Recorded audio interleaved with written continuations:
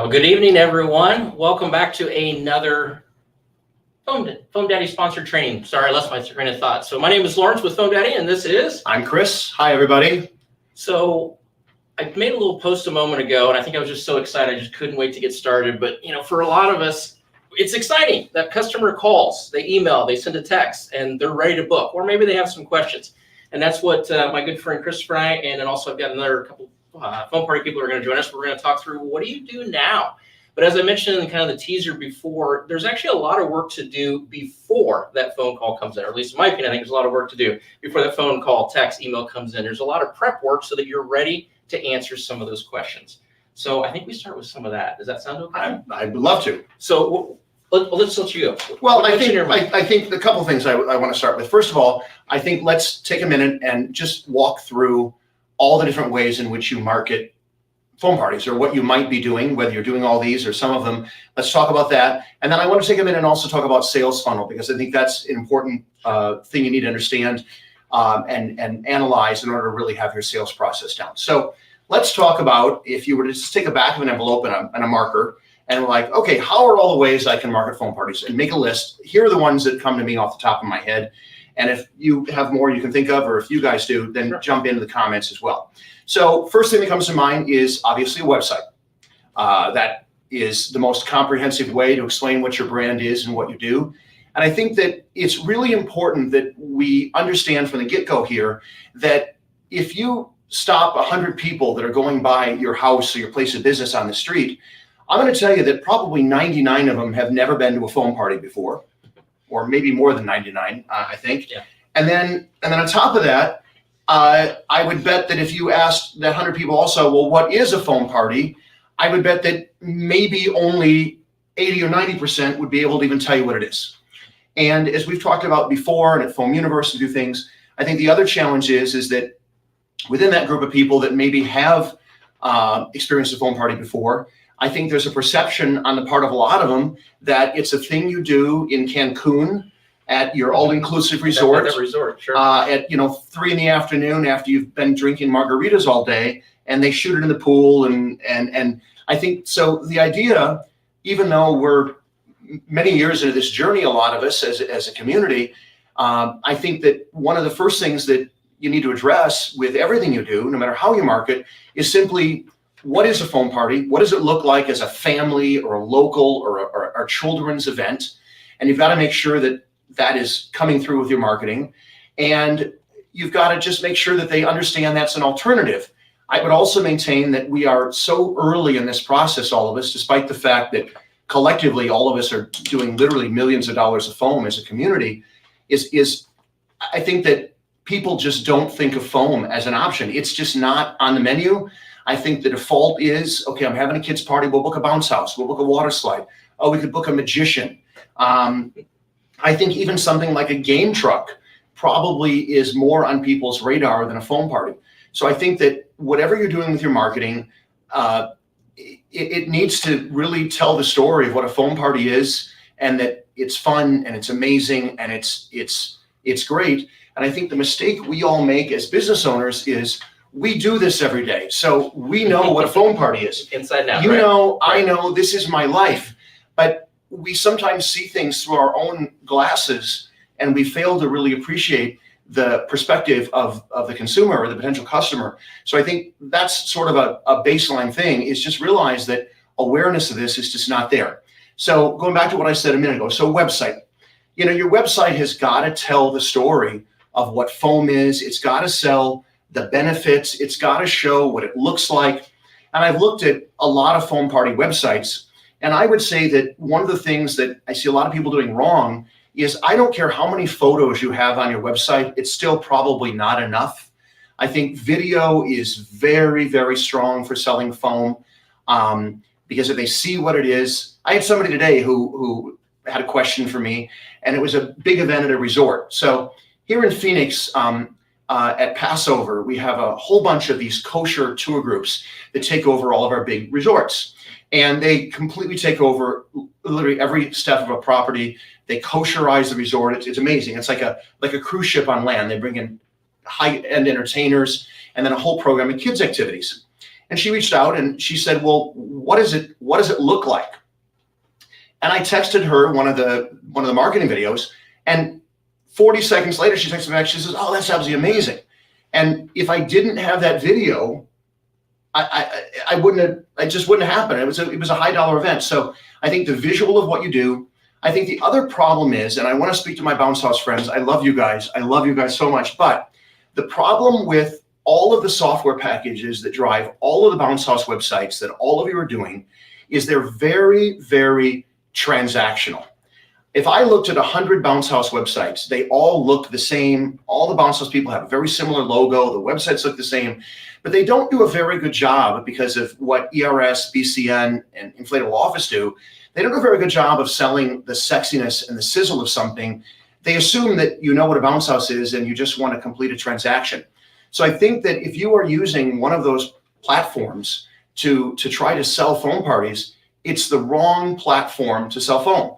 It's as transactional as an airline reservation site or a car rental website or a hotel website, and it doesn't sell the amazingness and the sexiness of phone. So if you want to do automatic booking, that's great, but I would highly recommend that you build a fluffy, beautiful website out in front of that they click through to make the reservation, if that's how you want to do it. But don't rely on a transactional website to do your selling, because I just don't think it does a good job of selling what a phone party is. It's designed to make a reservation, and this business is not about reservations. It's about selling this experience. So website. How are you going to get traffic to your website? Okay. The problem is a lot of small business owners, they have a website and they assume that they spent this money to build a website and they have a website and they think, well, okay, I'm in business now. My job's over. Let's answer the phone. Let's let the phone ring. Right. And it doesn't work that way. I have a friend who owns a restaurant, and his restaurant's on a busy corner. And between the two streets, there's like 40,000 cars a day that go by his restaurant. So without him worrying about a website or anything, he's got a sign up front that says he has a diner, and 40,000 people a day see that. Phone and any other website is not that way. So if you're not investing in driving traffic to that website, you're not in business. You don't really have anything going on. So that means organic SEO, that means paid SEO, AdWords, and it means driving traffic to that website through other means, like, for example, a mailing where you're mailing to targeted customers. You're talking about on social media. Now, I want to back up and talk about SEO for a second, because some people might not know the difference between those things. I want to sort of address that.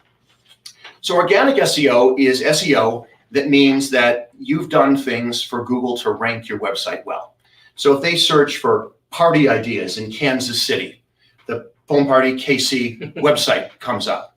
If they search for a magician in Boston, you come up. And that's not paying for that placement, but that means you've done your homework to build your Google Mojo to do that. It means you're posting regularly on your Google business page. It means you're posting updates. It means you're posting photos.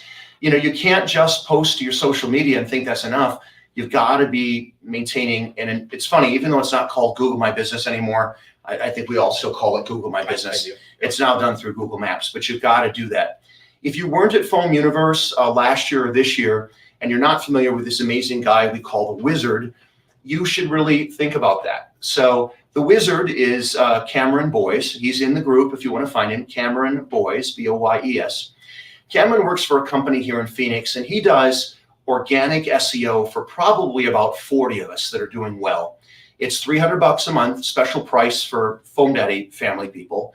And they do this amazing job of professionally managing your organic Google presence. And if you think about it, $300 a month is not even one party at what most of you guys are charging. I've been at it for a few months. I've got other people that have been at it for well over a year. And I don't think that there's a single customer that subscribed to his service that has stopped, because the results are that good. Every month I get this amazing report at the end of the month from them. And you can reach out to me or Lawrence offline afterwards if you want, and we can tell you more. But organic traffic. And then the other way you can drive traffic with Google is paid AdWords, meaning you say to Google, when somebody searches for this phrase in my community, pizza delivery near me, or phone party near me, or great party ideas near me, that you'll show up as a sponsored post. And that's a bidding situation if you don't know about that. I'm not going to go into that now, but you can certainly, Whole different there's call. a whole body of material out there that you can study and learn about. But you might want to consider that as an option. And then, so next thing, we talk about websites. Next thing is your social media. Now, I'm a big Facebook guy. I drive lots and lots and lots of revenue with boosted posts on social media, meaning I'm paying Facebook to put my stuff in front of the target audience that I designate, which is typically women from roughly 26 to 50 is who I target. And I target categories like parents and PTO and things like that. And I've got a book, I've written an amazing book about this that explains how I've made literally millions of dollars doing this. If you go to showtimemagic.com, one of my websites, and click on publications, you'll see my book there. It's called The Facebook Formula. But I'm happy anytime you guys want to reach out to me, I'm happy to help you offline on that. So social media, and you got to do your social media the right way. And we've had other Zooms that we've talked about that as well that are posted. What else? Okay, direct mail. That's a way to get traffic. And this is an example of one of the postcards that I mail out. This is one of my summer mailers, and I do these for all my businesses. That's my foam party one. I've got a magic show one. I've got all kinds of them that I do. So direct mail. And if you don't know how to build a website, in the featured posts at the top of the group, there is a mailing list. There is a video I did about 2 years ago talking about how to build a mailing list. Direct mail is really important for me. I've built a really good mailing list over the years. I mail to past customers. I mail to potential new customers. And a lot of people are afraid to do this because honestly, they're cheap. They're like, well, I'll just send an email out. My percentage of ROI from mailing a postcard versus the percentage of people that open emails is just like on a different planet. You should be doing both, but don't be cheap, guys. You throw $500 at a mailing, again, you book, 1 or 2 events and it's worth it. So I mentioned email. I have Constant Contact. There's a couple other services. What does PhoneDaddy use? We use one through our Shopify account. The name eludes me. OmniSend, I think. So there's a couple of them out there. There's a bunch. And the reason I like using a service like Constant Contact, aside from it being the legal way to email people because it has the unsubscribed and the opt-out, is it allows you to format emails in a lot more attractive way. Yeah. If you send out an ugly email that's text with a couple of pictures stuck in it, it's just not got the effectiveness of a good template. It's just, again, we're selling a really beautiful, sort of sexy, amazing product. What else? So word of mouth, obviously, is important marketing. I cannot encourage you enough to follow through with your process. And what I mean by that is when you do a party, don't finish the party and you have the money in your pocket and you get back in your car and the door slams shut and you drive away. And that's the last contact you ever have with that person who loved what you just did. Or not. You've got to be remarketing to folks. We are always remarketing, depending on what you use for a CRM or a sort of software for managing your business. A lot of them have stuff built in that can be automated. So you automate those processes, which saves you the time. Because as a solo practitioner, your problem is you never have enough time because you wake up in the morning and you literally have 300 things you could do. And what always happens is the stuff that isn't on fire never gets done. And normally marketing is never quite on fire unless you're feeling broke that day. And that's the reality of small business. But I cannot encourage you enough to go for reviews because that builds your social proof. This is the mailer that I send out. Let me just fold this in half here real quick so you get the idea. So we have this really nice custom envelope we've done. And we hand address it. I don't put a sticker on because stuff that gets hand addressed gets opened more. And I want it to look like they're getting a wedding invitation or something. And you'll also notice it's not a standard number 10 envelope size. It's a weird size. And this stands out in their mail. And then the back, it has all of my logos. We'll talk about cross-selling another time, but we're always cross-selling the businesses. And then this is a little review request card. It says, hey, did you love us? We hope you did a great job. And I open this up. There's a $5 Starbucks gift card in here that goes here. And they feel that $5 gift card through this envelope. So it always gets opened. I guarantee it. And then a QR code for the review, and step-by-step how to leave a review. A lot of people do not know how to leave a Google review. So you just send them a thing that says, oh, leave us a review. You want to show them how how to do it. And because there's a $5 Starbucks gift card in there, they feel guilty enough that they've taken the $5 Starbucks gift card that about 25% of the people leave us a 5-star review. And it's subtly written in a way that encourages 5-star reviews. It says multiple times in the text about a 5-star review. It subtly pushes them to leave a 5-star review. And if we ever have a party that doesn't go well for some reason or another, obviously I don't mail this to them on Monday, but this is just really important. And we have all the versions for all of our business. This is the fire truck version of it. And I can't encourage you enough to do that. The other thing is marketing at events. You know, we've talked about this before at some of the gatherings we've had, but I think that the best thing you can do for marketing is when you go to an event, you make it epic. And, you know, that extra $5 worth of gel to stack that foam up and it looks just phenomenal, I think is probably the cheapest marketing money you can ever spend, because that's the moment at which those cameras come out and they do a great job. And the other thing is I mentioned the other day, a little checklist I put in the group. Make sure you got business cards with you guys. You know, like I have business cards in my wallet. I have business cards in the door pocket of my truck. They're in the glove compartment of the truck. They're in the box that all the foam stuff goes in. And a lot of it is just like when somebody says, hey, you know, do you have a card? You have a card, you know, and it's, let me go grab one. Oh, I don't have one. Yeah. Can you ever? And no, here's a card. And what we do is I don't give business cards out. I take it a step up. So we have, again, I know a lot of you guys have multiple concepts. Some of you are doing bounce houses and foam and other things. I don't ever give them a Bubble Maniacs foam card when I'm at a foam event. I give them a card that cross-sells all my other stuff. And I say, well, glad you like the foam party today. You know, we have a bunch of other amazing party concepts. Here's another version of that card that markets all of the different stuff. And I say, you know, we have a bunch of other concepts. We'd love to come to a foam party for you, but we've also got some other amazing stuff. And as it stands now, my percentage of customers that roll from one year to the next, from one of my concepts to another, meaning they'll book a foam party this year, they'll book a magic show next year, they'll book a fire truck the following year, that accounts for about 20% of my business. So that's a very sizable number, and it costs me virtually nothing to acquire those customers. Another thing I did last summer, which was a little bit of a crazy thing, is I bought billboards. And I had doubts. I was like, well, okay. And I got talked into it. And I must say that it's pretty awesome to drive down a freeway and you look up and they're up in the sky on a billboard that's like, I don't know, 20 by 80 feet or whatever it is. You see your foam party and your logo. I mean, it's amazing. But it wasn't that expensive. It was about $600 a month on a major freeway. The key is you want to look for what's called remnant space. If you used to advertise in newspapers back in the old days, newspapers always sold remnant, newspaper. Remember those? They always just sell remnant space. In other words, it's leftover space.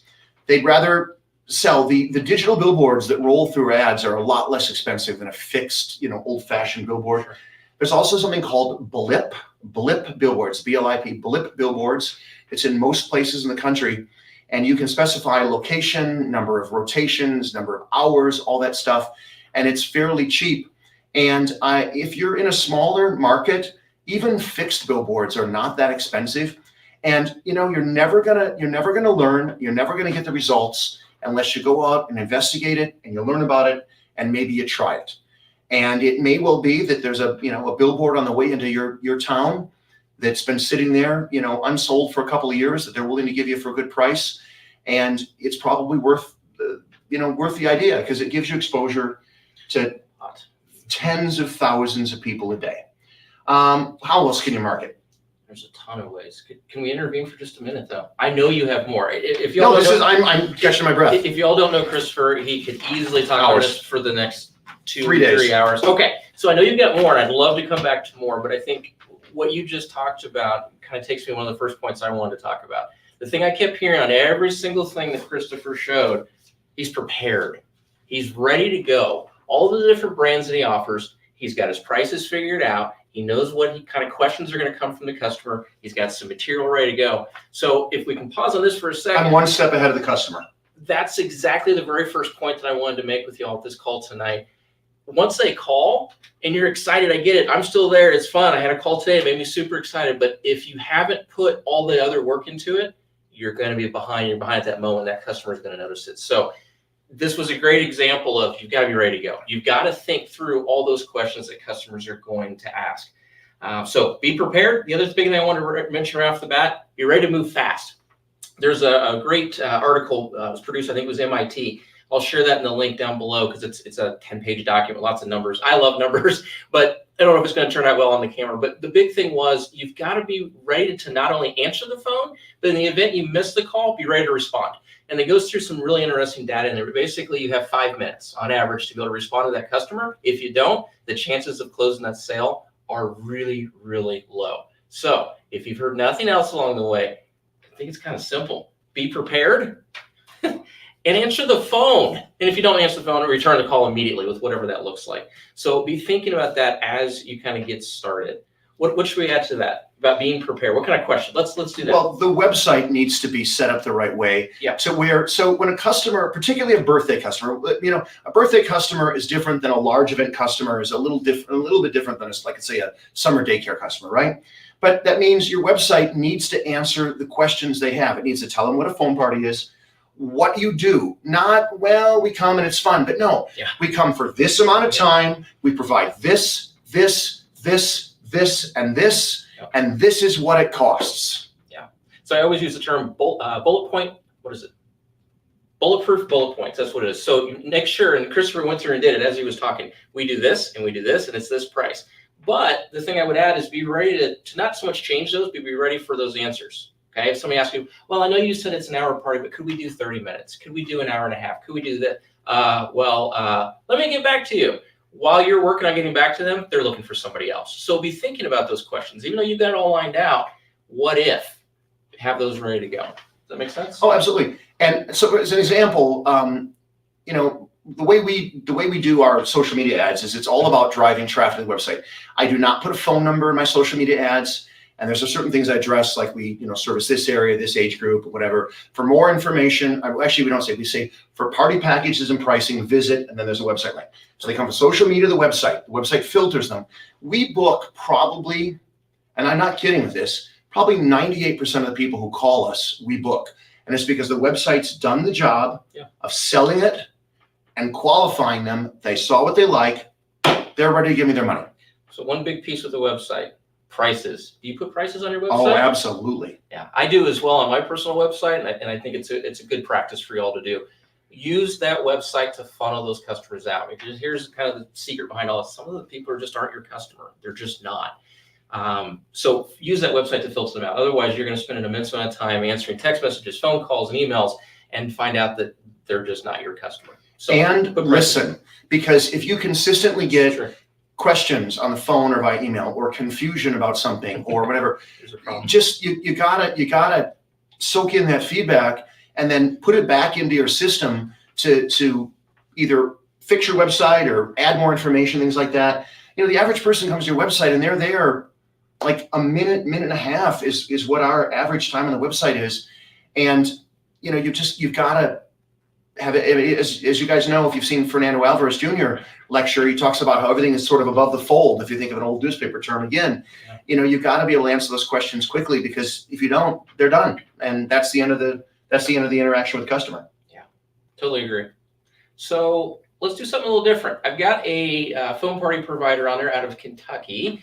I'm going to bring him up on camera here. His name is James. James, I guess you're going to have the floor here, but I know it's always interesting to kind of hear your story, and I don't know if we need to necessarily go into that if you want to give us a short version. But the biggest thing is I love one of the statements. So we just got to spend some time together in New Orleans at our last Foam Universe.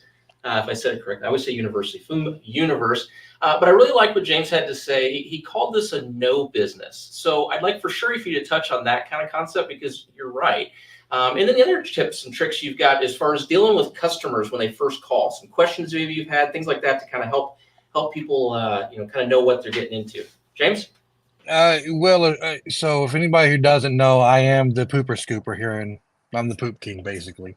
I built a huge business of over 1,200 weekly customers of scooping dog poop. And what I said is a no business. Everybody says they don't need it. When I got into foam last year, I knew going into it that this is more of a high market value type deal, and we're asking for a premium price. So knowing there's going to be a lot of no's, there's a lot of sales things I learned over the years from selling cable and everything else that I've done in the past. And I will tell you, when they do call, they've, like you guys said, they have briefly touched on the website and or they've somewhere gotten our number somehow. And so your website's really important for them to be able to, because I mean, how long does it take from your thumb to hit the bottom of the screen to the top? What, like 3-4 seconds to scroll through? And they're just getting information like that. And then, but my biggest thing on my sales is, like Zig Ziglar always said, match the energy. Well, that's a little different on this end where you can't really match them on the phone because I come in I turn on the hype. And like you said, we're going to do this, that, and this. And then when they start asking questions, a lot of that going into it, I really wasn't too sure. So as me, fake it till you make it. I just did it on the fly when they said, "Oh, can we do an hour and a half?" And I'm like, "Yeah, that's not a problem. For an hour and a half, we're gonna do this, this, this." And it's going to be this price, and then like with the schools and things like that, it's kind of like, well, you think you got 500 kids coming through. Well, that breaks down to like 450 per kid. You're not going to get a bounce house for that price. But that's a lot of the questions when they start. And then the other thing that's helped us a lot is vehicle wraps and decals and things like that on your vehicles. And yes, keeping cards everywhere. They're stashed in, even my pooper scoopers in their cars, they have foam stuff. And I'm having bubble stuff now that I'm getting into the bubble stuff. I'm having stuff made up for them that's going to be in, they're just people asking me everywhere. They see the decals in the car and they're like, "What is that?" I will tell you, and I know I'm not paid to be here. I'm not to say anything, but those videos that were at conference that Michael had, oh wow, they're just amazing. The turnaround this year. I've got somewhere around 120 hours booked so far. That I'm sitting here like I'm gonna need some muscle relaxers to get through these weeks because there's just so many, and I'm starting to get the double bookings where I'm getting 3 and 6 hour parties, and then somebody else wanting the same times. But those videos will explain. Those videos really do explain everything. And then of course I bought your book last year when I first started over the Facebook stuff on your website there. And I went through all that and tweaked a bunch of my stuff that I thought I knew from being successful in the scooping industry. And there was so much I didn't know that. But the other thing is I always tell people is always be learning. Always be learning something. There's always something new to learn, especially when it comes to sales. And then as I've noticed going into season number 2, some things are changing. It's things, there's new stuff coming out, and my wife was a little surprised on how much stuff I bought in the last couple months because it's all new stuff. And I'm like, it's okay, we're gonna get there. Like I'm ready to do a whole new rebrand, and she's like, just stick with what you got right now. But yeah. Can I ask you a question, friend? Yeah. So you booked quite a few parties last year, brand new into the phone parties. What do you think are the top couple questions that people ask you? Because it does kind of start to kind of follow a pattern. So what do you think they ask? So the number one question they ask is about the slipperiness, if it's going to be slippery. That's number one question everybody always asks. And I always tell them if they go outside and when it rains, if it's slick, then it'll be a slippery surface. Otherwise, then we're good. So warehouses are a no, which I thought I had one back in January in a warehouse, but it never came through. But yeah, I was really hoping it was either way. I think it was a money issue. But so that's the number one question. Number 2, slippery. Yeah, okay. Is your slippery? And then believe it or not, I get a lot of people asking me what it's made of.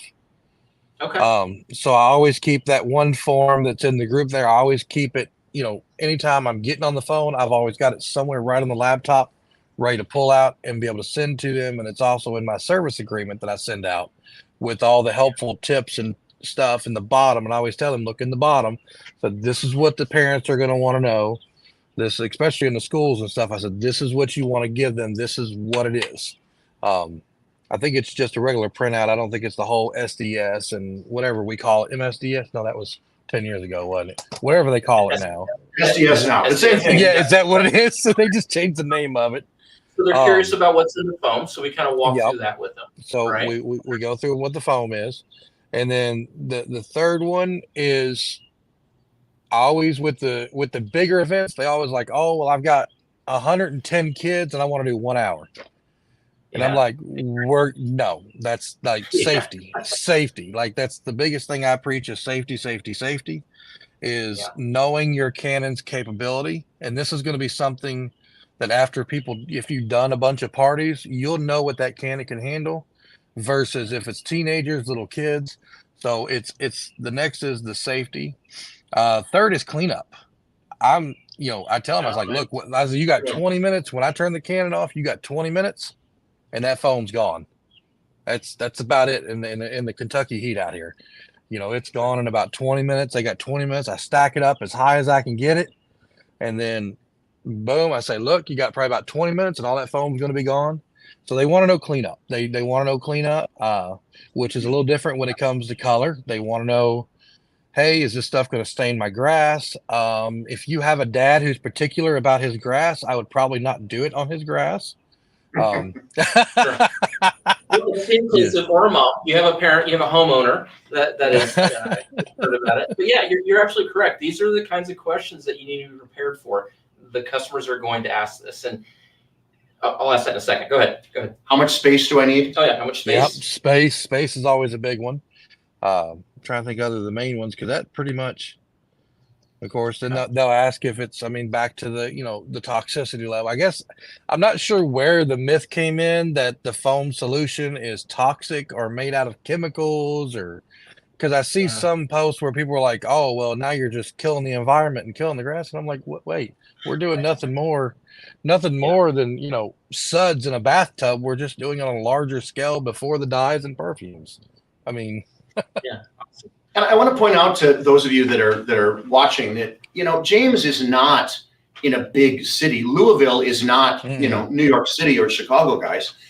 He's in a medium to even a little smaller than medium-sized American city. And you, a minute ago, were talking about how you're dealing with the fact that you've got double bookings at the same time now because somebody calls me. So that means that if you can, if you can do that in Louisville, Kentucky, that is a very, typical American city like a lot of folks are living in. You don't need to be in New York City in order to make a lot of money at this. You can do very well in a smaller or mid-sized market without any problem at all. I think we're maybe around 1 million people here in town, and the calls are coming in left and right every day. And we started some bubble parties over the past couple of days, and that's a whole new adventure. That's exciting.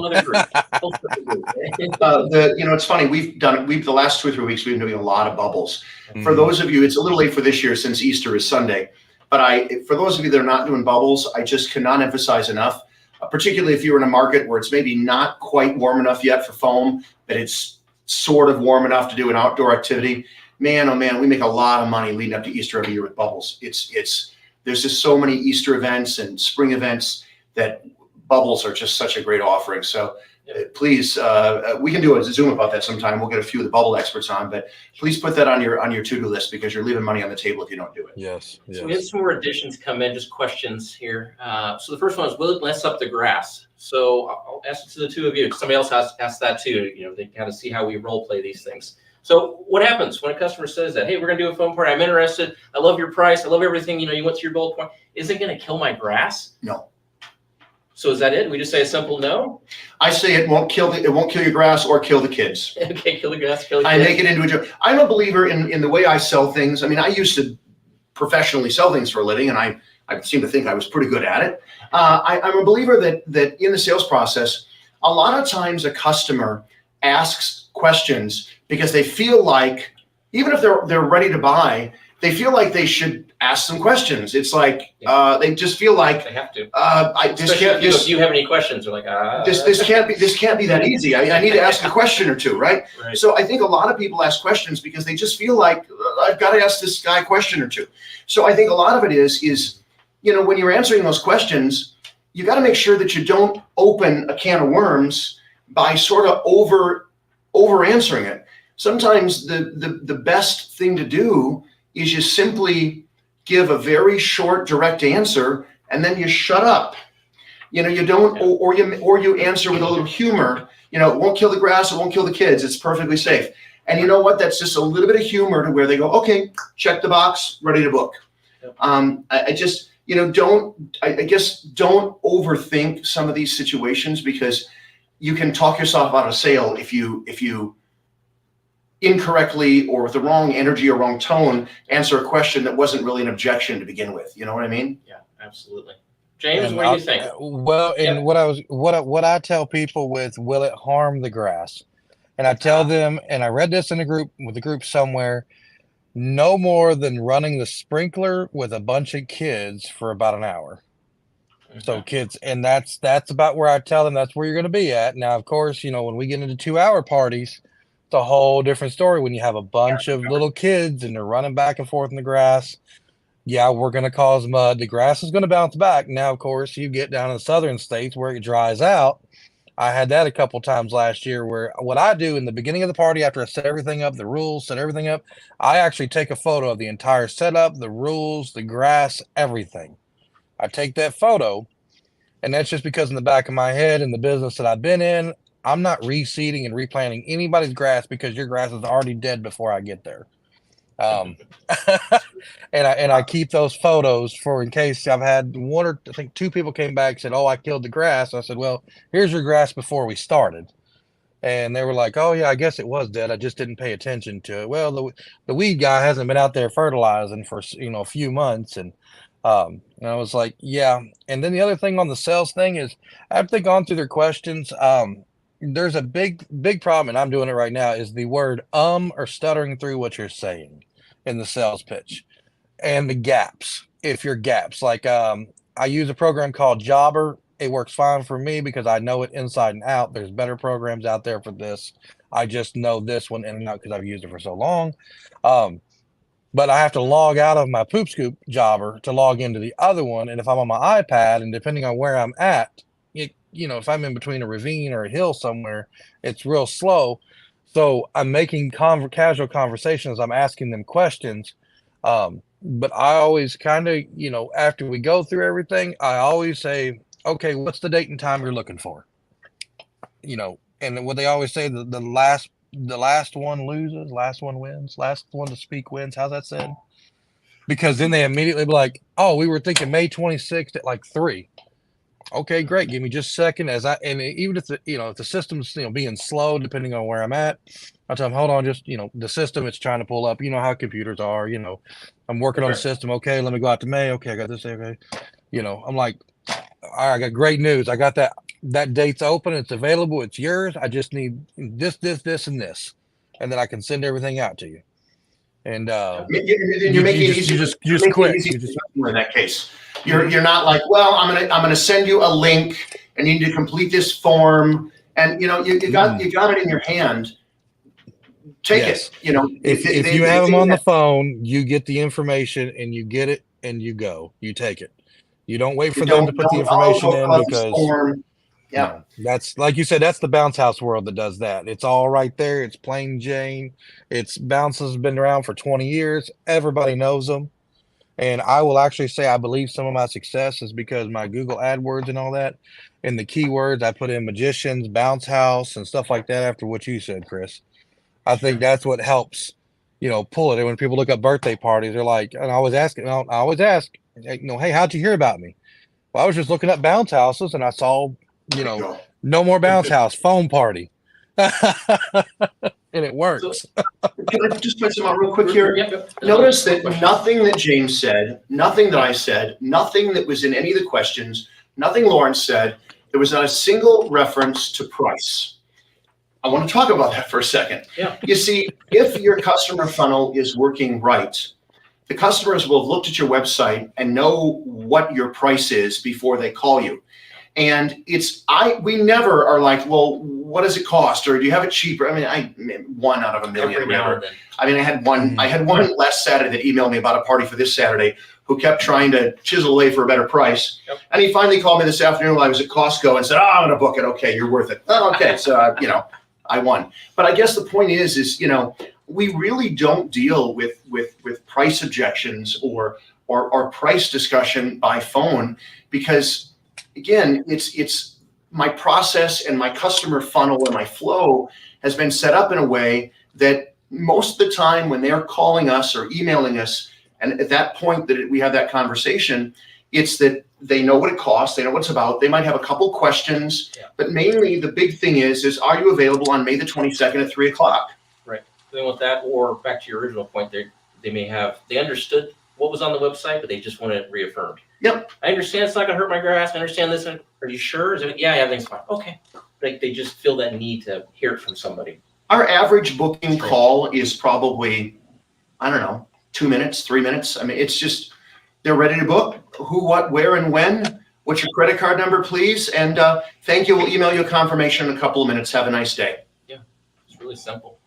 Let's see. Let's put some more questions here. We went over some good ones. Will it mess up the grass? The water usage. So what I always suggest, and again, I hear from Christopher and James here, I always say about 100 gallons, or I will tell them a couple bathtubs full. The reason I have two different answers, and James talked about it before, you've got to know the customer you're talking to, okay? And you kind of learn that as you do this for a while. Some customers I can say 100 gallons to, and I already know in the first few minutes that that's going to open up other questions with them. So I'll use the bathtub instead. That's a couple bathtubs worth of water. And most customers will go, oh, okay. James, what do you do with water consumption? I've been pretty good for the most part. When I say it runs about 100, 110 gallons an hour, They say most that part, okay. but most of them go, oh, wow. And I'm like, well, yeah, we're very, because sometimes I'll get into the specs of the Canon, it's 3,400 RPMs, that this fan pushes 30 feet out. That's part of my whole sales pitch is how powerful. Like, I try to remind the sales pitch, we're not bringing a little Amazon phone cannon. We're not getting this little $300 phone cannon and just shoots it out like that. No, we're going to cover a 30-foot area if the wind allows. If the wind allows us. but yeah, I've used the bathtub one a few times. Most of my people out here, I guess, because we're good old country folk out here, I guess you could say. We know what about 100 gallons is. That's we know what 100 gallons is. I say, it uses a gallon or two a minute. Okay, I like that. So instead of talking about the entire party, yeah, say the number in the end, but it's a smaller bite size. That's a good gallon or 2 a minute. Yeah. Okay. Now, I was going to say now my problem is when people ask the area size they need. I ask for no less than a 15 by 15. I got to one party and I could have reached out to the fence. It was so close. They're like, what about this area? And I'm like, that's not going to work. I was like, I need a 15. Well, this is, and I guess they just didn't know. So now I bumped it to a 20 by 20 at least and try to explain to them. That's what I was going to make the statement. So when we're talking about spaces, on the website, we always talk about a 30 by 30 area. Not everybody has that size of yard. So that's something you do have to think about and be ready to answer that question. How much space do you really need? I agree with you. I think 15 by 15, 20 by 20 is nice. The way I usually explain it is we need that space, not only for the foam, and anytime you can use the word safety, I think it just resonates with people, but it's also for the safety of the people at the party. Those kids are going to get excited when the music gets started, the foam gets going, and they're going to run everywhere. I need to make sure they have enough room to be able to go in and out of the party. I don't want anyone getting hurt. I've had 0 customers come back and complain about it. And who wants a kid to get hurt at their party? And we don't bury lawn lights. We don't bury curbing. We don't bury shrubbery. Here we don't bury cacti. A lot of it depends on where you live geographically. A lot of us live here in Phoenix. That was a new one for me too. I'm like, that's true. We have cacti here. We live in very cookie cutter planned neighborhoods, and literally every square inch of my property outside my house is allocated. But I grew up in Michigan where we had a backyard that. It's just a lot of it really depends on geographically, where you live and how sort of your neighborhoods and your communities are built. I tell people it's the equivalent of about 2 parking spaces. Okay. That's good. I hadn't heard that one. and it helps them sort of understand. Can we Yeah. switch gears for a second Sure, here? let's So switch we're gears. talking sort of a little bit in the vein of birthday parties, but a pretty common question that comes up in the group very regularly this time of year, because it's getting to be end of the school year party season, is and almost verbatim, this has been posted a couple times last couple weeks. Hey, I had a school reach out to me. They've got a group of 150 kids, 350 kids, 450 kids, whatever it is.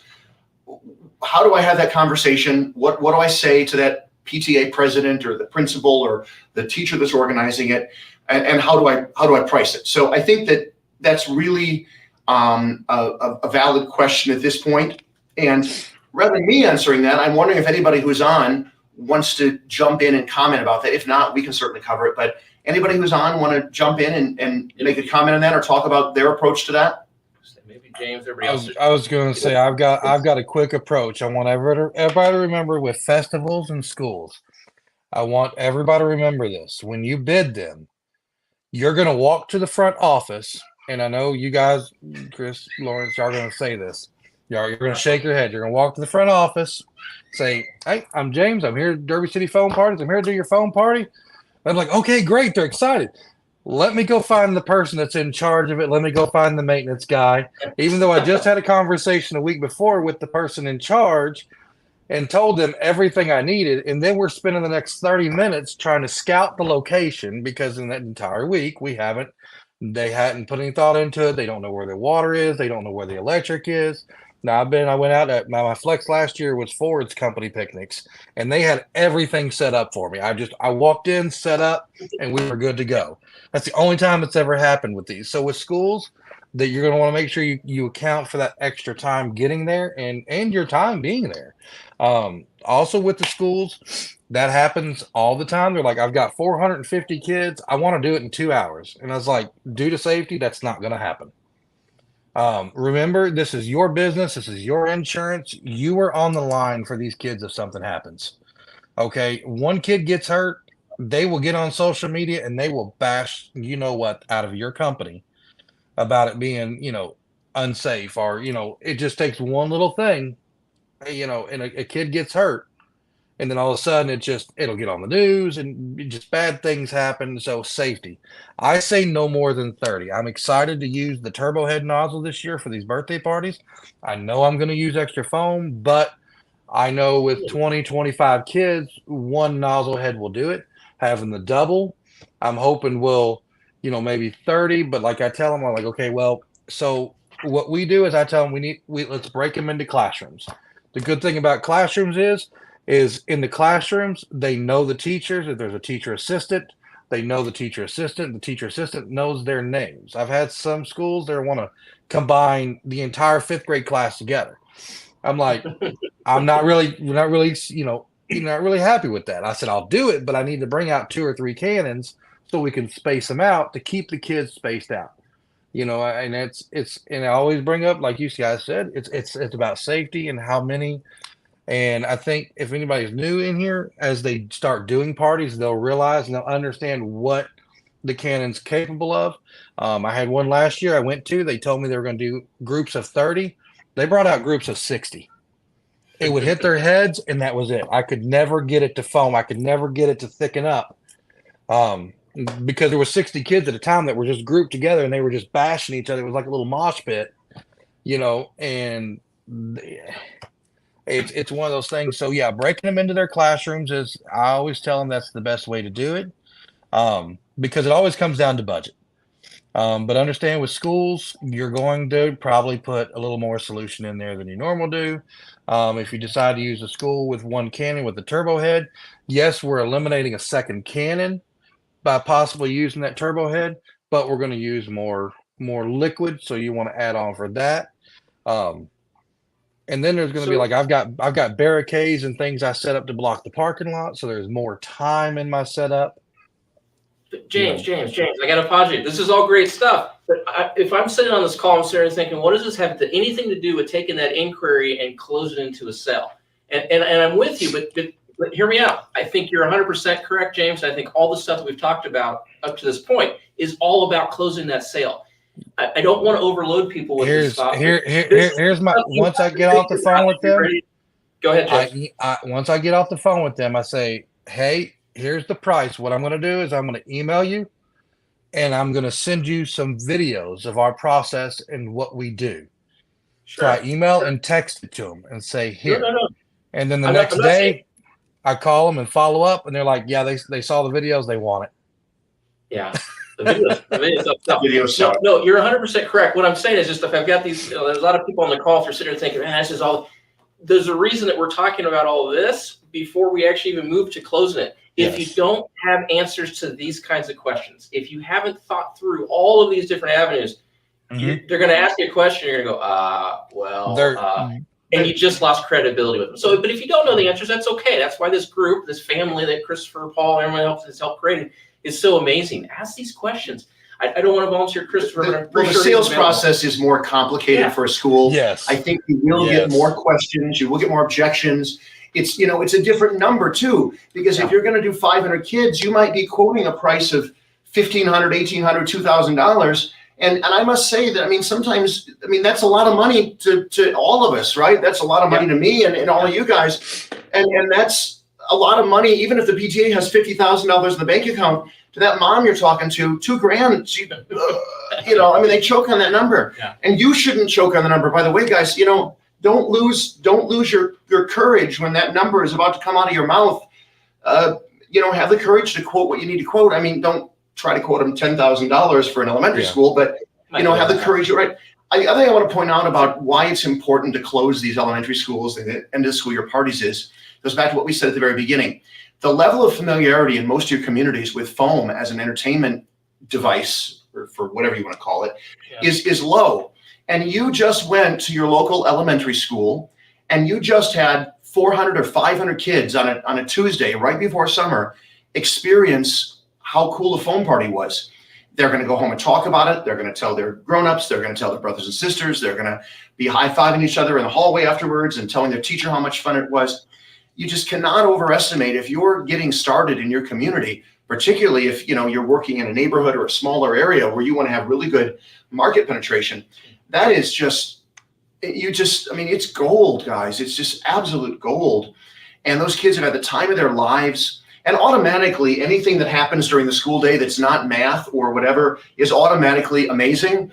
So you already have this sort of positive mojo that's working in your favor when you do a foam party at school, that even if you do sort of a so-so job, which I don't want you to do, they still think it was the greatest thing ever because they weren't learning times tables for an hour. So it's sort of a win, No, I totally agree. Every time I get a school or a daycare, I'm excited. I'm excited for the money we're going to make and provide an experience, all those great things. But I see marketing. As soon as I see school groups and daycares, that's marketing. Those are a huge piece of the customers. So I totally agree with you. I'd say the one thing you're missing on there too is those invites. Those Michael's got those invites that you can buy off of his stuff.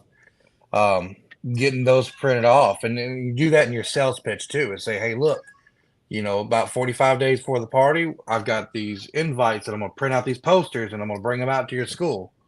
That way you can put them up in the hallways and get all the kids. These are, so this is my fire truck poster, but this, for all of my summer clients, this is 11 by 17. It folds in half and we mail it in a big envelope. So for example, May 15th will be my mailing to Everydays Book for summer. And you had better believe that this is up in daycares and clients. Mm-hmm. And if I was doing an elementary school, I actually would, the foam party one says, get ready for an amazing foam party or something like that. I would say how many classrooms you got, and I would drop these off at the school, one for every teacher. You're just getting your brand name in front of those people over and over. There's a quick question in there that I want to answer. And it says, do you think we should do a donation to schools, a freebie, if you're just getting started? So, I'm gonna sort of give maybe a non-committal answer on that. I have, for many years, I've been a magician, right? And we get calls and we have this magician groups, just like we have our phone groups. And magicians get calls all the time, can you donate a free magic show for somewhere? And sort of the running commentary amongst magicians is no, we unless it's a cause that's dear to your heart. But I gotta say, I feel a little different when it comes to foam. If you're new in your community and you have the opportunity to do a high visibility event, honestly, it's not a lot of skin off your back to go for an hour, 2 hours somewhere to a party. It gives you practice that you probably need. It gives you photos and videos that you probably need. It gives you social proof that you need. And I must say that I'm not necessarily opposed to the idea of going to do a free party, because I think that it has a lot of positive benefits without a lot of cost. Now, of course, if it's a customer that you could otherwise get to pay, I wouldn't necessarily be, walking around with a sign on my back that says I'm a sucker for giving away free parties. But if it's the right opportunity and you think you can make marketing value out of it, that's the key to this whole thing. Marketing. If you can make marketing value out of it, the answer is yes, absolutely. And it's nothing wrong with dictating some terms in exchange for the donation. You can say, look, we want to be able to send a postcard home with all the kids, or we want to, we need to be on your school page, and you should tag us, or we're going to be in the PTO newsletter or stuff like that.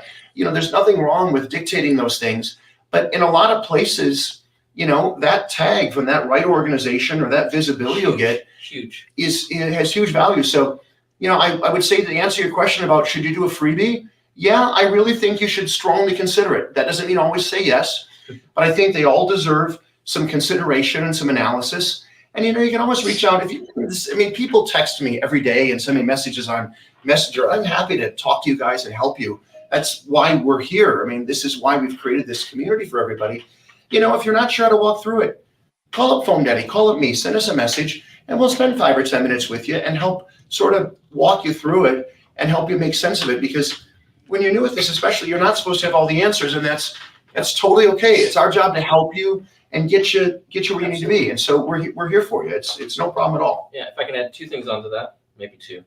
With doing the school events, just be ready for other people to call you. I've noticed that once I've done one freebie or a discount, there's more. So if you're okay with doing more, then so be it. But if not, be ready for those emails and phone calls and be ready to turn them down. The other thing I would strongly suggest is, and I'd love to hear your input, Christopher and James, I'd always make sure they know what it should have cost. Yes. If not, if they don't, then I feel like that next year it rolls around and you're like, hey, yeah, we'd love to come out. It'll be $1,500. And they go, oh my goodness, that was free last year. Now it's $15. So instead, on the front side, hey, we'd like to come out and do it. We want some postcards. We want to put out some signs. We want to do whatever that marketing value is. And just so you know, this is what this party would cost. But because of this relationship, however you want to spend it, that's why we're doing it for free. Does it make it perfect? No, but at least you have told them, they know. That way that next year around, they're not necessarily expecting it.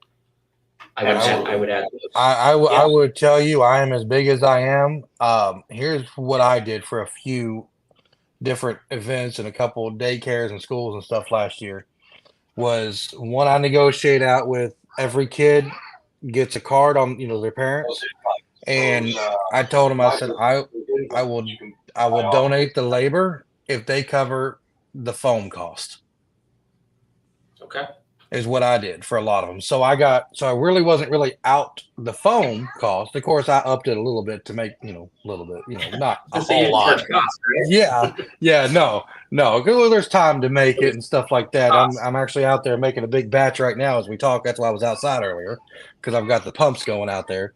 But that's another way if you don't really want to give, if it's the new one's coming in, if you're like really tight, because of course, my funds are like depleted now because of everything I bought, in the last couple months and just new stuff and amping up.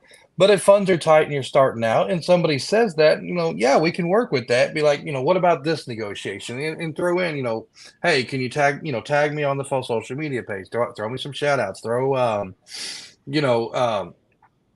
I throw a sign out for the next month or so in your front, and then the posters and then the postcard out to each one of the kids, and say, hey, look, for this, I'll cover the labor for us coming out and doing the party for the hour, if you'll cover the foam cost for what it would cost for us to run. And I think I charge, $55 or $60 for that hour, which we know that's way more than what it actually is to make it. So it covers a little bit of my gas and that time. But with all that, as the parents and the especially the workers, and they start tagging, they take their photos and they're tagging and stuff like that. that is one way, so you don't, versus just giving out, that foam, which, if you're, of course, we've always said buy it in bulk, because, that's just a better way to do it. But for that price of it, so you can still get a little bit of your gas, and then the foam, because you already got the equipment. The equipment's there, right? It's just your time. So you're going to donate your time, but, make them feel like they're getting something, and then let them know, hey, look, the original value, I'll actually write it up in the work order what the value of it is, and then the discount, so they can actually physically see. And of course, I bump it up an extra $50-$75 off of what my normal price is, so they can see, well, this would have normally been like a $500 party. So next year when I come in and tell them it's going to be $425, they're like, oh, well, yeah, last year it would have been $500, but we did this. And, they still think they're getting a good deal. Yeah, I mean, But I want to point out that this discussion of free stuff is a getting started discussion. Yes. This is now my sixth season. If you want a freebie, I imagine if it was a really, really good cause that I felt personally. But this is a real business now, and I'm past that. So don't be a sucker if you've been at this 3 or 4 years and give this away. There's a few things in the comments. Can we just go through a couple of comments? Yeah, real we quick? definitely can. Couple of.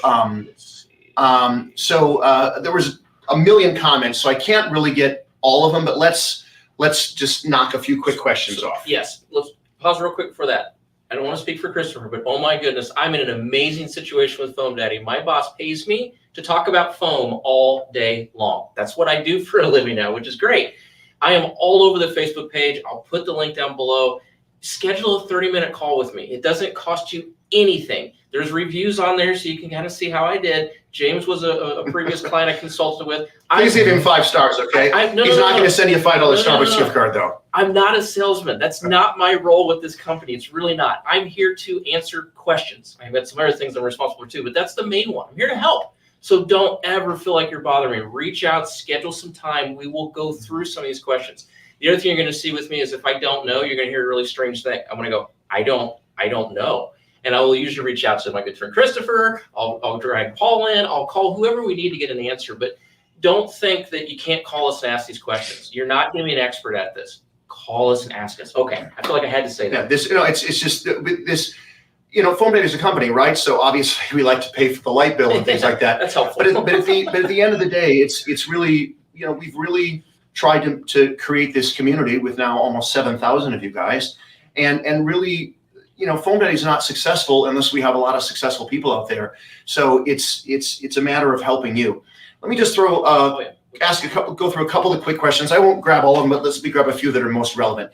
So licenses and insurance. So absolutely, you need insurance if you're doing schools. Most school districts will ask you for a certificate of insurance and what's called an additional insured, which means that you'll ask your insurance agent or you'll go to a little website, depending on who your insurance is, and you'll say, ABC school district is also named as an additional insured, and they have a piece of paper they'll want that has it on there.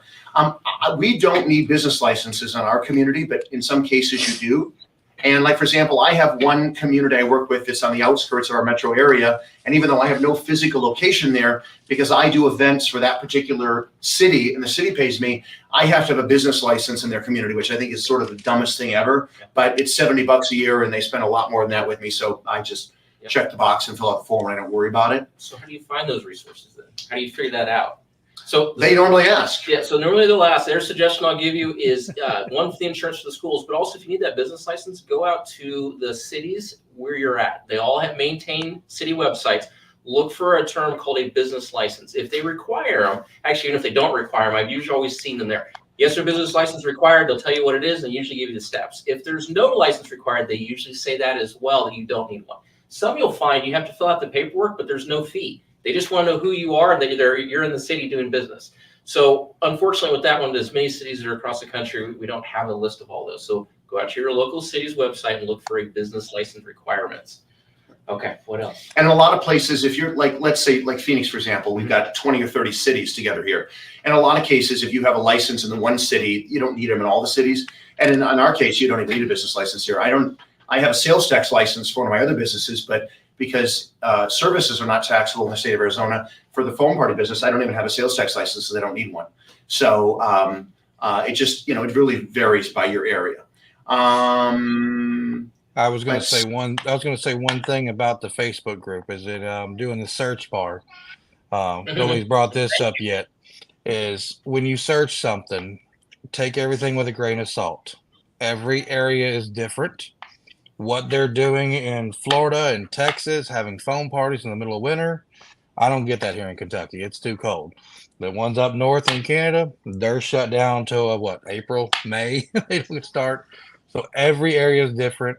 When you're searching out stuff, and if you go into the search bar on the top right and search in insurance, you're going to pull up so many threads of insurance, so many things of postcards and websites and graphic people. And just remember, everybody in the group is here to help each other. And I know I know you guys at Foam Daddy, moderate, and I haven't seen it got any hot and heavy posts lately. I don't think anything's gotten hot and heavy out there lately. I think talk every day. We talk just about every day. Let it go for an hour. Let's see what happens. It's for those of you that came to the Foam Universe, our whole approach is we just want to create a lot of positivity in this space. We want to lift people up. We want to encourage you. We also realize that a lot of you folks are not, really experienced business owners. This is maybe your first business venture. This is maybe the first thing you've done. We realize that the money you've spent to do this, in a lot of cases, you've made a sacrifice to buy one of these things. And speaking personally, I have a lot of personal commitment to you guys because I'm a business owner. I'm lucky that I've been successful, but it was very thin a few years ago, at one point. And so we get it, and we want to help you and encourage you and give you solutions that are going to allow you to grow and be successful in your community.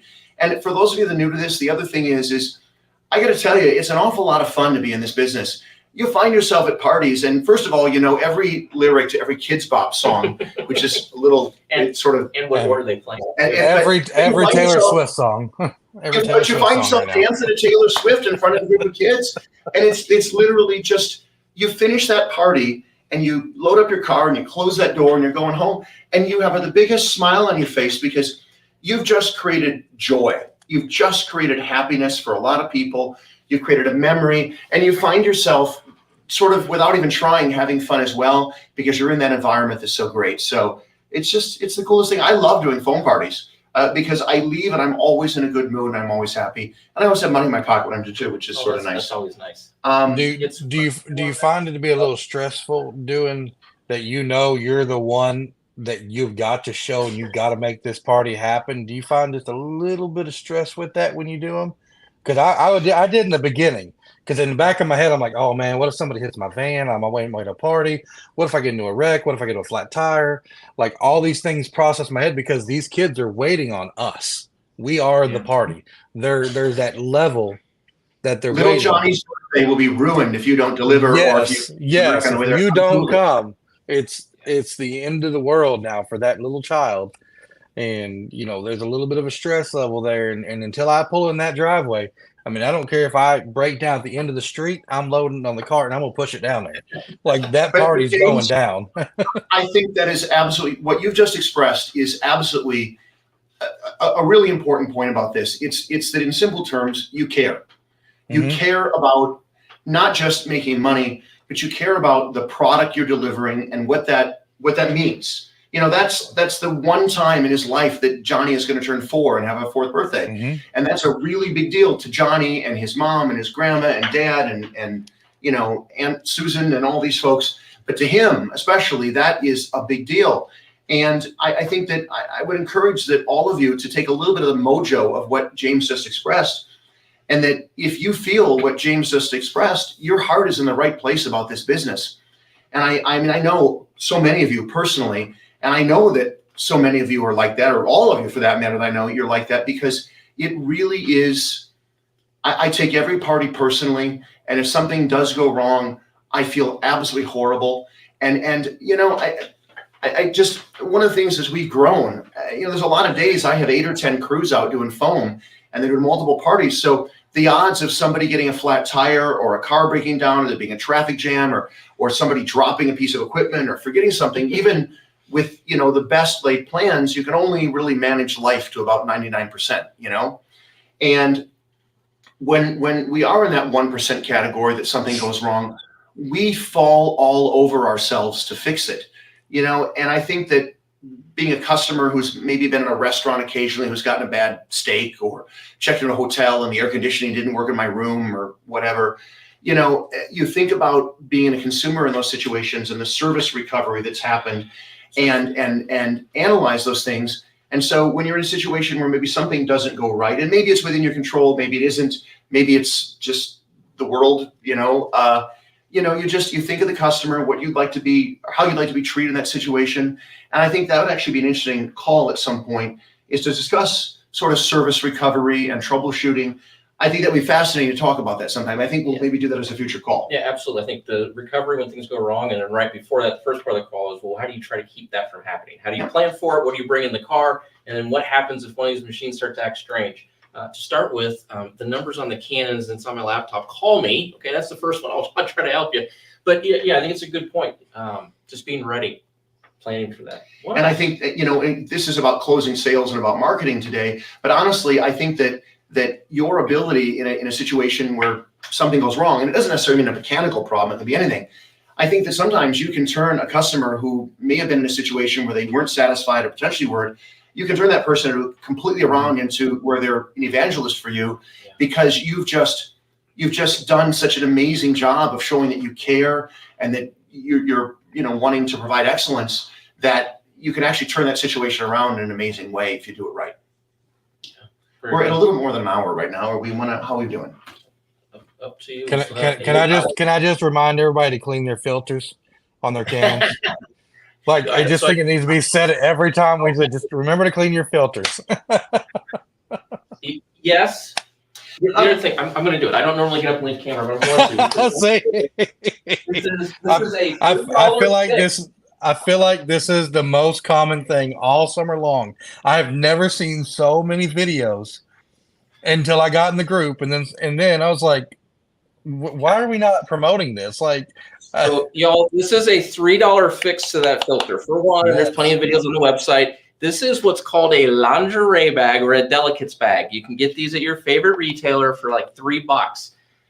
Put this over your sub pump, okay? And then there's little drawstrings on mine, and I close on the top. This will keep all of the grass, debris, leaves. James, you said you had bugs and stuff in your part of the country. Yeah. It'll keep it out of that. we get nice bugs, especially doing the glow foam parties, just the lights. Well, I'll end And up with 1,000 ladybugs in the cone. You're going to have a 3-year-old that's going to come up with a handful of grass Yeah. and give you a gift in drop your it. ritual, and Yes. they think you're doing you a favor. Can I also talk just a second, since we're in the spring season, another sales and marketing idea. So I encourage you guys to, you look on Facebook and you go, oh, it's Easter weekend and last weekend. These are the time of year when a lot of events happen. And you say, oh, this city's having an Easter egg hunt, or this big church is having an Easter egg hunt. And you're like, wow, I wish I could be there doing foam or bubbles. The problem is when you see it advertised, it's already probably too late. Mhm. But these events happen annually. So you need to have by your phone or on your desk or whatever, like literally this time of year, every single day, when I see events that are happening in my metro area, I'm grabbing that information, I'm making a note of it, and I'm putting in a file, and I'm putting that in my marketing calendar for next year, so that for events right now, I don't know when Easter falls next year. Easter's a little early this year, but for the events that are happening right now for Easter, you should have been marketing for those events. Even if snow was 4 feet deep in your community, you should have been marketing for those right after Christmas. Because people finish Christmas, and then like municipal planning calendars, churches, they're beginning to think of the new year, okay, Easter is our next big holiday.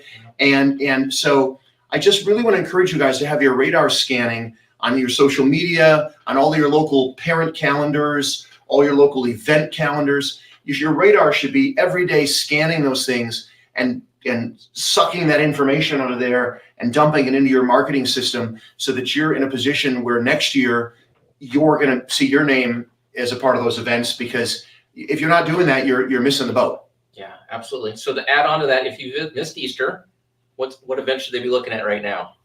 What should we be focusing on now? Summer. Summer, and there's something else happening. It happens Memorial Day, 4th of July. So every May there are celebration parties. So by the way, with the school season, there are actually two sides of the season, and I missed this my second year. I got it last year, and it was good. There's two celebrations when around schools. The first one is May, when all the kids get out of school. That's when the kids are really excited. The other celebration is back in August for most of us, when the kids go back to school. The kids aren't as excited then, but the parents are excited. But there's parties on both sides of those. So what we're talking about now is you may have missed Easter, but there are plenty of other events. You just got to be ahead of them. If you're not reaching out to schools and trying to do school parties, and it's bigger than just schools. You've got PTAs, PTOs, you've got HOAs, you've got just parents throwing parties in the backyard. There's plenty of business for May. So for those phone providers out there that you may look at the weather right now and it's in the 30s or 40s, there's people out there that are already thinking about May. Now is a great time to get in front of them. Very much so. And then right after that, it's 4th of July. And then right after that, it's Halloween, I guess. We do, it's funny, Halloween. So we live in Arizona, right? So Halloween it's starting to get a little chilly at Halloween, but chilly by Arizona standards means it's below 80. So I grew up where it was cold. I know a lot of you guys are like, it's not cold till it's 20 below zero. So I get it, right? But yeah, and some of these timings are a little different. Like our school calendar is such that school's out in May here. For a lot of you guys, it's first or second week of June. And school goes back even in late July for some of the districts here because it's 120 degrees. But like we do a lot of glow-in-the-dark foam for Halloween events and events leading up to Halloween because it's just so freaking cool. I mean, we pitch it as being radioactive, and that just works. That just totally works. It isn't really radioactive. Don't give customers the wrong idea. But it's just the really cool thing. So a great comment I love that was in there. It says being reliable is the best marketing. I was in traffic yesterday next to a van that was wrapped for a company that did portable toilets, and it was reliable portable toilet thing. I just remember that, and I remember thinking as I looked at that portable toilet delivery truck, I thought that's a really good brand name because it has just a nice mojo. Yeah, people love reliable. They love to be like extra reconfirmed with. I always like our office reconfirms all the parties, but then what I normally do is either Friday night or normally Saturday morning. I do this when I wake up. I text the customer and I say, hey, this is Chris. I'm coming to do your party today. I'm really excited. Just let you know I'll be there in a few hours. Looks like it's a beautiful day for a party. Can't wait to meet you. And just those little touches, I think really they reassure the customer, because if you think about your own behavior when having your party, you're nervous. You have all these people come over the house, you've cleaned house, you've gotten cold cuts or pizza, you've set things up, you've gotten ice, you've a lot of stress. Planned music. and if just there's that little touch base from your party provider to let you know, it just brings that down a little bit for the customer, and customers notice that. Yeah, I have really good luck with the texts. I also do those. I actually do mine when I'm on the way, or now it's my team, whoever does the party. But I text them for them, but I let them know, hey, Christopher's on his way. He'll be there in 20 minutes, 30 minutes, whatever it is. Please have somebody ready to show them where your power is, water, all that stuff. We're excited to be there, whatever. Keep it short, but you're right. It does help kind of bring that stress down a little bit. They go, oh, good, they're on their way. Hey, so-and-so, I need you to be out front and meet them. Kind of to James's point back to with the schools where, you show up and there's nobody there to greet you. So don't underlook that. But I like that comment too. Be reliable. Yeah, I think that's actually, I don't know, I can't, it doesn't show up. I think, that's Dante. Hi, Dante, how are you? Yeah, I think that's and Dante is a magician friend of mine of 35 years, and, he's super professional. A lot of it is you just show up and you look like you belong there. Even if it's the first party you've ever done, you just got to show up with your game face on, guys. That's a lot of it. Fake it till you make it. Fake it till you make it. Let's talk about payments for a minute. Yeah, I was gonna say that's next on the list is talking about this. This is fun. This is where you kind of get into rabbit holes. Deposits, payments. When do you pay it? How do you pay it? Is that what you're talking about? Yeah. Okay, so go for it. So we do $100 deposit on phone parties. And one of the questions I often get is, well, don't customers give pushback on that? No, not at all. Because it explains our process on the website, and we look like a real proper reputable company. and our social media provides, and our website provides the social proof where people don't doubt it. Right. And a lot of it also is just having the right attitude. I mean, you don't sound sheepish when you're asking for that card. Say, okay, there's $100 deposit to hold the date, and we don't get any problems with that. And it's not, I'm going to send you an invoice. It's not, you can Venmo me later, because then what happens is you hang the phone up and then you don't really have a confirmed booking. You have a booking that's still gray area where, oh, I didn't get the email with that invoice, or, oh, we're still thinking about it, or, oh, I got to wait till payday for my husband. No. I cannot call up American Airlines right now and reserve a seat on an airplane and then say to me, well, Chris, we're going to send an invoice. You can pay for your ticket to New Jersey. No, you got to think. I always say to you, think like an airline, guys. Think like an airline. Think like a hotel. Think like Hertz renting cars. It's done. And then within 5 minutes of that phone hanging up, they've got an email. They're in our system that it's confirmed and all that. So it seems very legit. But we take $100 deposit at the time of booking. That means there's no monkeying around. Yes, that deposit is refundable if there's a weather issue, and we say it's a non-refundable deposit, and we don't really have people cause a problem. That's just enough meat in the game or skin in the game that's no problem. And then we keep the credit card on file, and we run the balance for that card typically 3 days before the party. That way, at the party, I'm not chasing the person with the card and they went in the house or they went to buy more beer and I don't know who it is and we've got to get to a next party and they can't find their wallet and the card doesn't work and all this nonsense. And I also, I like to have that done where my staff isn't worrying about that. Now, there are some people who say, no, I want to collect the balance of the party because it increases tipping. Nothing wrong with that. That works for you. But I highly recommend a deposit. And I highly recommend you handle that on the phone while they're on the phone. And it's just, the party's booked. It's none of this. Is that how you do it too? Mine's a little different. So I will take the deposit. Mine's a little bit less, different area, different price structure, but I do take a deposit. And it says it in all of my information. Until the deposit is paid, the spot's not reserved. The moment in which they pay, then they get that confirmation saying, we got your deposit, everything's booked and ready to go. I collect the rest of the money they have up until the morning of to pay. So the reason I do that is I think it probably goes back to COVID, where a lot of us experienced this, where you had a lot of contractors, a lot of different businesses where you just couldn't get people to show up. And there's still, at least in my market, I still feel that a lot. So, and I'll hear it from customers. We'll show up, get ready to start loading, and they say it. Oh, you're here. Well, yeah, why wouldn't we have been here? Or, oh, you are a real business. I love it when I hear that on the phone. Yeah, we are. So for me, I give them a little bit more time. But if I'm out doing a party or if any of my team members aren't doing a party, we don't set up until we're paid. I think it's a good practice. And I think most people understand, once you're there, they see my crew, we got all our shirts on, we got our name tags, we got, everything's branded, we're real, we're here. I've never had an issue with payment at that point. But I do think if you wait until later, that's exactly what happens. And it's some of it, there might be some she left. Some of it, they're just busy and they go off to do other things. And now you're going, well, do I do the party? Do I not do the party? So save yourself that stress. And James, I want to hear your. Or they're cutting the cake or opening presents. You have to interrupt birthday mom in the middle of that. And you're like, oh man. I actually, full transparency, I did that my first year. I didn't collect until later, and I did. I had to interrupt. I was waiting on the side as they were happy birthday. I just waited because I needed my payment. But what I wanted to say this, and James, you can go after this. If you listen to what Christopher's saying, or even what I'm saying, again, it's those steps. We've thought through what we're going to do and how we're going to do on all of it. That shows through, that rings through to the customers. It adds to your brand. You sound confident, you sound real, yeah, and you sound legitimate. Yeah.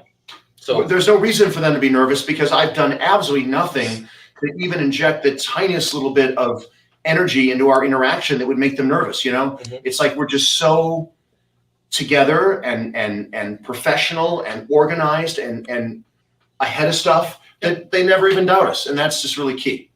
Absolutely. James? So here's the third way. This is the way I do deposits. We all have different ways, and none of them are wrong. Chris, you're right. It's about asking for boom, boom, boom, boom. Here we go. What's the card number? All right, we get a deposit on it. Get your date booked. But so here's what we do. We actually will let them know it's a 40. We do a $50 deposit. I'm thinking of actually raising it. So they have 48 hours to put that in. So I send everything over to them, and they have 48 hours. As long as it's paid, they get that. On that 48-hour mark, I let them know that if, since it hasn't been paid, at that point, if somebody else books it before they can pay the deposit, they'll lose that date. I know it sounds a little rough, but I'll kind of leave it up there. And if somebody else calls me and wants that date and time and they haven't put their deposit, boom. And then, I'll send them a message saying, hey, look, somebody else already booked and paid the deposit. First one to give me money gets that date. Because I actually had, I think 95, 98 parties booked last year, but because no deposits and I would hold on to them almost to the last minute. Now we do require them to pay it 2 days before the party. I kind of like the 3-day thing, and I'm thinking about going to the card on file and we run it 3 days and putting that in our agreement because they have to sign the agreement that has everything and that they received it. So I'm thinking about going to the card on file and actually running it 3 days because I get tired of chasing people down. About a month before, I'll send them out everything again. And then the week before, it seems like I'm sending every other day or trying to make contact with them. But at the point, I'm a lot smaller than say what Chris is doing, where if you were doing that, you'd be running people down all day long to get people to pay. Like that's all you'd be doing is just getting people to, try and track them down to make sure that party goes down, which is the other thing of growth with business is you have to grow into a more stationary process to get that money. So it just goes through. And then when it goes to deposits, ours is a non-refundable deposit, but that is with, if it rains, we'll try to reschedule it, see if we can get our schedules together. If the kid's sick or we just can't come up with something, I refund it back to them.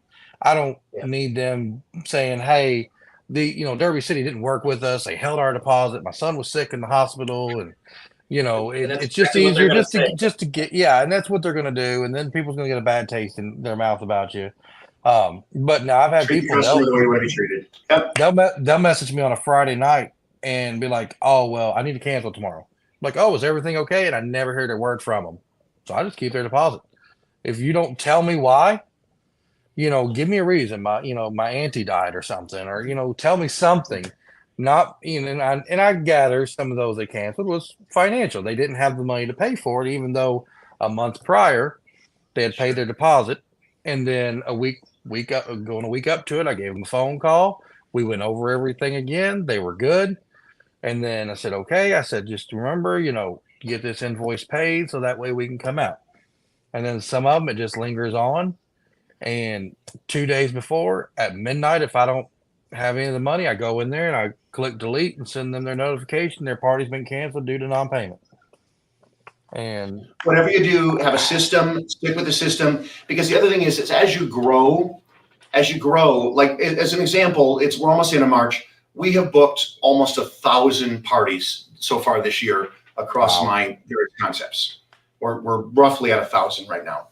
And so if we didn't have systems in place that were consistent and the same every time, my life and my office would be absolute chaos. Mm-hmm. Yes. So, I think even if you're brand new at this, folks, I think that you've got to build what you're doing with the idea that you're going to be a 6-figure business at some point, and you're going to be doing multiples, and you establish those procedures and those systems. Lawrence used to work for a very large retailer. There we go. That has a star in the middle of their logo. And, they've become how many billion a year? I lost track. Like 30 or 40 billion a year, 100 billion, whatever it is, billions and billions. They become that way because they do things the same way every single time. And it's just, that's how you do it. Is you build systems and you stick with them and it's handled consistently. And that makes the customer more comfortable too. And also you don't make mistakes. You're less likely to make mistakes. I find that whenever we go outside of our way of doing things, our normal way of doing things, that's when things get screwed up. It's like when the customer calls me and I take the booking, my office manager yells at me because those are always the ones that somehow I screwed up. So we're gonna go about 5 more minutes because we're about 90 minutes. But there's a great question in the comments that we want to talk about that we were looking at here that I want to address. Do you want to read the question and then we'll talk about it? Sure. The pricing one, right? Yep. Yeah. So what pricing has worked best for displaying on the website, knowing the customer doesn't understand the ratios, which is like cannons, etc., to make sure that they have a successful event? and then a backyard party versus a festival. Yeah. So for me, on my website right now, this is one I struggle with. We always talk about that 30 to 40 kids is kind of the standard for the Canon. So that's the price that's reflected on my website. And actually, through my booking process, it actually stops you at 32 kids or 33. If they try to go over that, then it stops them and it makes them call me. So I actually, at this point, ask that the customers reach out to me, one of the vehicles we have, because I want to have a conversation with them. Not a long one, but what I'm doing at that point is I provide a little knowledge about, well, how many kids do you actually have? Because you're going to have two different customers. You're going to have the customer go, no, I want 100 kids in that foam at once. We can definitely do it. We can do more than that, but that's a different kind of party. Or is it the customer that goes, oh, I've got 100, but I need to do 3 groups of 30 kids? Yeah, or 3 groups of 35 kids. Math on TV here. I can do that too, but it's a conversation. I don't know that the website, and I'm still struggling to get that written out, that a website can explain that. So I think the key is you communicate it. You use your words as whenever I'm in daycare, as I often see teachers say, use your words.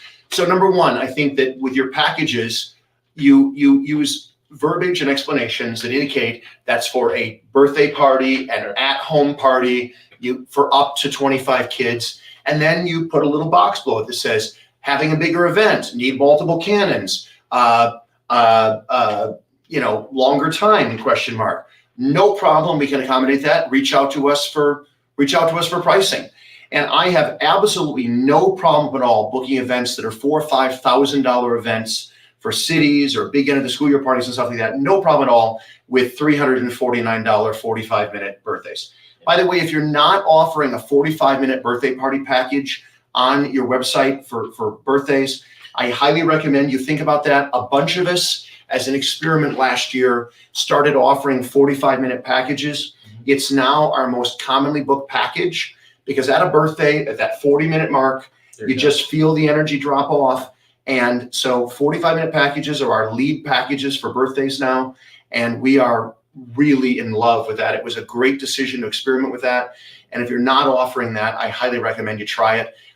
It's really worked well for not just me, but a bunch of us that have sort of experimented with it. Yeah. So with the large events, I wanted to add on there, just like with everything else, if you've not followed the ongoing theme, be prepared. If that school calls you and says, I've got 200 kids, I got 250 kids, I've got 1,000 kids, be prepared. What's that price going to look like? What's the group? What's your process? Just like with everything else. That's where I find those parties usually don't get booked, or because it's just confusing. If you give them, and I'm sorry, James, I love you, the speed of the Canon and this, they're going to glaze over. They don't know, and they don't care. I'm going to make a lot of foam. I'm going to do it well. You're going to be taken care of. I need them in groups of 30 or however that works. But just have those answers ready if you're going to ask them to call you. I also think the worst thing you can do is to not be consultative. And what I mean by that is you get an email from your website, from your inquiry form. It says, I have an event for 450 kids. I need foam. And then rather than you taking the time to call that customer or interact a little bit via email even and say, okay, well, let's talk about this. Is it a field day where there's 16 other things going on at the same time and I'm one of many things? Is this like an entire school? Get some information, because if you're quick to say, oh, that's going to be $3,000, you may not have, by you jumping right to a number and not sort of finding your way, you may have just completely screwed up a sale that could have been a very good path to $1,000 sale or a $1,500 sale, because you jumped from 0 to 100 right away. Just get them on the phone and say, hey, great. We do a lot of events like this. Let me learn a little bit about what you're doing. And you immediately think, well, we need 4 cans of this. Well, maybe you don't. Right. Maybe you do 1 because there's 16 other things going on, and a foam zone that handles 30 or 40 kids at a time will suffice. Just find your way in terms of communicating. Don't immediately go to like, here's the quote, whatever. You sometimes can lose a sale that way that could have been yours because you just went a little too far, a little too fast to a price without really investigating. So that's what I highly recommend is in those situations, take a breath for a minute, get them on the phone, get a conversation going, and offer that customer options so you can find a path to a solution where they're going to book you and give you money, whatever that solution may look like. Especially for those bigger groups, I've had a lot of success giving them 2 choices, maybe a third, but I give them, you've got 400 kids, you want to do it all at once? Great. Here's what the price is going to be. Multiple can, and I'll write it out, bullet points again. if you want to work within a budget, or find a nice way saying want to be a little bit cheaper, then we can do one cannon, and we need to have the group split up, because again, these customers don't know about phone parties. It's still so new. So this is another piece of that education. Oh, we can split them up into groups. Actually, that would work great. We thought we had to have everybody at once. No, we can if you want, but if we do it this way, it works like this. And I think that's just that education for the customers. Communicate, guide, ask questions, and find a path. And I think that's really important. So we said 5 more minutes, and we're at 5 minutes. I feel like James, he's got something. I've got some on the tip of my tongue. So you have 37 seconds. The other part, I did a few things this year for some of the schools that are more budget friendly. I've got one school that we negotiate out because I really it's a county over from us, but we service that area. But the way they're breaking, they want everybody to break for 2 hours for lunch. Well, so I'm going to be there for 6 hours, but only foaming for 4. And it was a negotiation I really didn't want to deal with, but I was like, oh, okay, what's there to eat around there? They're like, oh, there's a hometown pizza around the corner. I was like, cool. I said, at 11 o'clock, I'll shut everything off. I said, I'll hop in my van. I'll run over to hometown pizza, get me some pizza. And then at 1 o'clock, I'll be back on and we'll start the foam again. And then that was actually what sold that job, because she was afraid that we would bill her for all of that. I think there's something like 600 kids or something. And it's a 2 cannon one, I can tell you that, because my wife actually took the day off for it, so she can go with me down there to do this. And then there's another one that it's a real small county so I always ask them, they're like, I always ask them, what other events are they doing? They're like, oh, we're going to have 6 bounce houses. I was like, oh, wow, that's a lot of bounce houses, and they're like, yeah, they really don't play in them that much. I was like, well, what if we, dropped off 2 or 3 of the bounce houses and slid over to here? And then what if we could group them up a little bit more, to maybe 30 kids a group? I was like, so I was telling somebody today, I was like, a lot of what we do is a little bit of engineering, because you got to get to the site, figure out the safe way. And then a lot of it's on the phone is trying to get a visual in your head of what they have for the event. So there's other stuff going on. Can we rotate them around? What's still going to be safe? What your cannon will do? But being able to work with them with this other school that I've got, I'm actually going to have an hour lunch break in between, which she actually offered for me to go in the cafeteria and get lunch with the kids if I wanted to. So I just may take them up on the offer. You're going to sit, James, you sit at the cool kids table. What do you mean you're going to sit at the cool kids table? Oh, I love it. Just remember that with the schools and stuff is talk with them, ask those questions, and those you're going to learn. The more and more you get into it, you're going to learn that and be able to and feel for what they're feeling for, because you always hear it when you throw out, well, if we do 7 hours with 2 cannons, we're looking at $2,500, and they're like, oh, immediately, oh. We're like, oh, well, okay, let's what's the idea? What's the plan? What's our budget? What are we kind of working with? Let me work, because I would love to bring this to the kids. And then, when we break it down a little more and say, well, if we're, we do this and we do this and we do this, and then I got the calculator out, and I'm like, that breaks down to $475 a kid. When you break it down to that smaller number for them, they're like, well, I guess that isn't that bad then. It's all in perspective. It is per head, as I often, and you see some of my comments in the group. You say, oh, that's $5 a kid or $4.50 a kid, and that seems more bite-sized to them. So we want to thank you, James. Yes. We want to thank all of you for watching. Please, the busy season is coming. Order some gel, guys. All right, get your stuff together. The phone is going to start to ring soon, and if you're not prepared, do it now. Get prepared, because inevitably in the next few weeks we'll start to see these posts in the group. Does anybody have gel that I can pick up tonight or tomorrow morning in fill in the blank city? And just be prepared. We're here for you. So Christopher Weed, Lawrence Wright from Foam Daddy, you can message either one of us anytime. We're here to help you. And I think we're going to try to do another one of these next week on another topic. Does that sound right? We are. Maybe troubleshooting. We'll have to see how that works. Right. Yeah. So we really appreciate all of you for tuning in. I'm amazed how many of you stuck around. Yeah. We're just very grateful for you and for your support of Foam Daddy and for your business. And just know that there's a lot of love coming from Foam Daddy for all of you. And have a great holiday weekend, everybody, as well. And we'll talk to you next week. Bye-bye, everybody.